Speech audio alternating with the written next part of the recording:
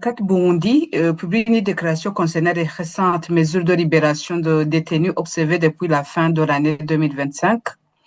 ACAT Burundi reconnaît que plusieurs centaines de détenus ont été libérés. Cette décision constitue un pas positif, notamment parce qu'elle contribue à réduire la surpopulation carcérale, à améliorer les conditions de détention et à donner une nouvelle chance à des personnes qui peuvent désormais retrouver leur famille et se réinsérer dans la société.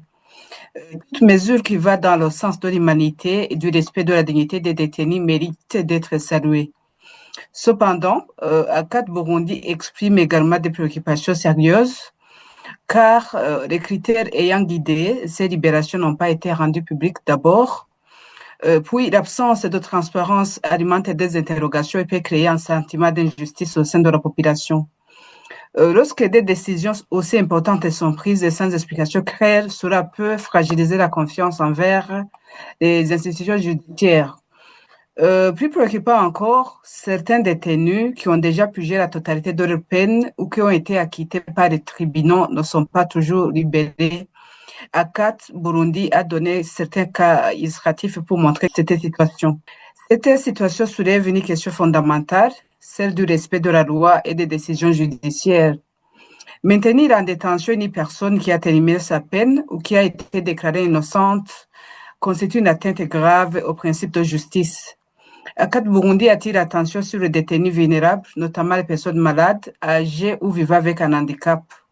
Il y a aussi des personnes qui souffrent de problèmes mentaux. Ces catégories nécessitent une attention particulière car les conditions de détention peuvent aggraver les situations sanitaires et humaines. L'appel lancé est clair, les mesures de libération doivent être appliquées avec équité, sans discrimination et dans la transparence. ACAT Burundi demande aux autorités compétentes de clarifier les critères utilisés, d'accélérer la libération des personnes détenues illégalement et de veiller au respect strict des droits humains. La justice doit être la même pour tous. La privation de liberté ne peut se faire que dans le strict respect de la loi. Donc, il faut veiller à la transparence, à l'équité et à la protection des plus vulnérables qui sont des piliers indispensables pour renforcer la confiance dans le système judiciaire et promouvoir un état de droit solide.